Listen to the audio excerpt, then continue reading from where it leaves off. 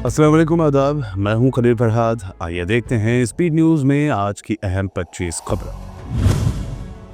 सल्तनत उस्मानिया के दौर की यादें ताज़ा करने वाली तुर्की की आया सोफिया मस्जिद को 2020 में इबादत के लिए खोलने के बाद अब मस्जिद के रिनोवेशन का काम शुरू करने का तारीखी फैसला।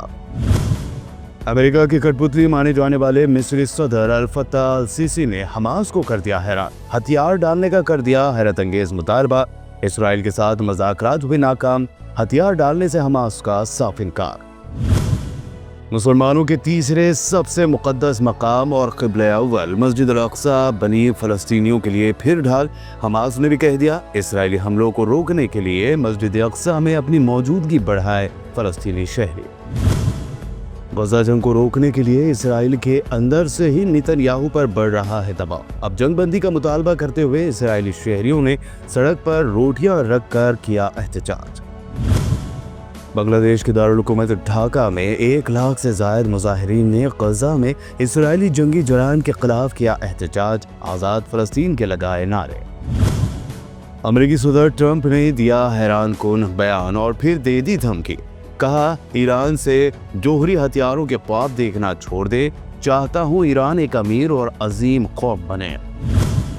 ईरान को धमकी और सऊदी अरब से हमदर्दी। अमेरिकी मिनिस्टर क्रिस राइट ने सऊदी अरब के साथ जोहरी ताउन के समझौते का किया एतराफ़। कहा, तफसीलात का होगा जल्द ऐलान। ब्रिटेन में तेजी से बढ़ता जा रहा है इस्लामोफोबिया। कारपेंटर्स पार्क के कब्रिस्तान में मुसलमानों के दर्जनों कब्रों के कुतबे तोड़ दिए गए।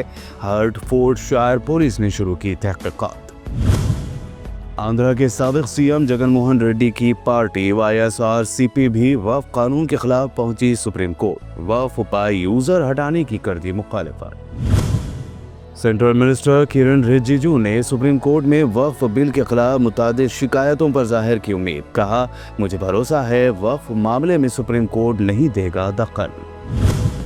मजलिस इत्तेहादुल मुस्लिमीन के हेडक्वार्टर दारुस्सलाम में इजलास। सदर मजलिस असदुद्दीन ओवैसी ने कहा, काले कानून के जरिए वक्फ जायदादों को छीनने का है नापाक मंसूबा।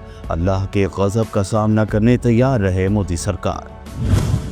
वक्फ बिल के खिलाफ मुर्शिदाबाद में हुए पुरतशद्दुद मुजाहरे के दौरान ममता बनर्जी ने अमन बरकरार रखने की कर दी अपील। कहा, गुमराह करने वालों पर ना दे ध्यान। अगर हम अलग थलग होंगे तो नहीं जीत पाएंगे। समाजवादी पार्टी के MLA इंद्रजीत सरोज ने मंदिरों की ताकत पर उठाया सवाल। हिंदुत्ववादियों का भड़क गया गुस्सा। कहा, भारत के मंदिरों में होती शक्ति तो मोहम्मद बिन कासिम, महमूद गजनवी और मोहम्मद गौरी इस देश को नहीं लूट पाते। बिहार में इलेक्शन से पहले इंडिया अलायंस का CM फेस बनने की तेजस्वी यादव की कोशिशें तेज।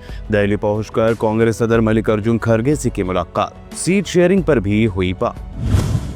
प्रियंका गांधी के शोहर रॉबर्ट वाड्रा को ईडी ने पेश किया समन तो पैदल ही चल पड़े वाड्रा। कहा, जब भी मैं जनता की आवाज उठाता हूं, ये लोग मुझे रोकने की करते हैं कोशिश।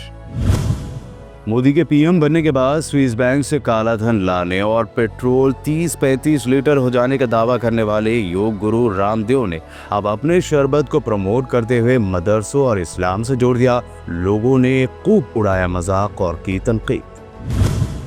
CM रेवंत रेड्डी के लिए कैबिनेट में तौसी का मामला क्या बना है सरदर्द। मीडिया रिपोर्ट्स के मुताबिक मिनिस्टर बनने के लिए कांग्रेस कायदीन के दरमियान लड़ाई। उत्तम कुमार और कोमट रेड्डी पर हेलीकॉप्टर के बगैर बाहर न निकलने का लगा इल्जाम।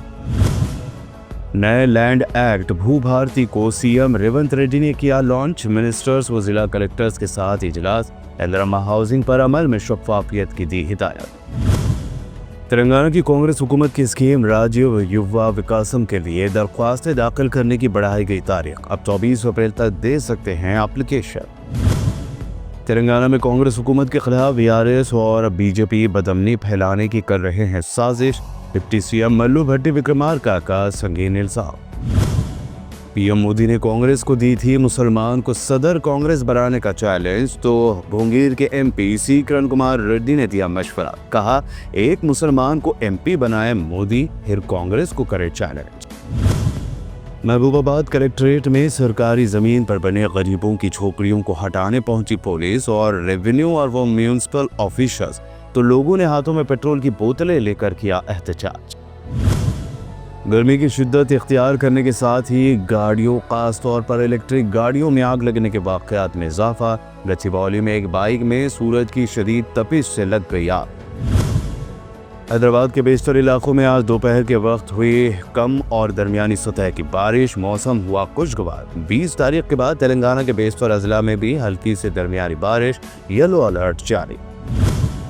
10 ग्राम 22 कैरेट सोने की कीमत हुई 87,550, जबकि 24 कैरेट सोने की कीमत 95,510 रुपए। चांदी 1,09,900 रुपए फी किलो। लास्ट में आपसे रिक्वेस्ट, हमारे इस YouTube चैनल को सब्सक्राइब, वीडियो को शेयर जरूर करें। शुक्रिया।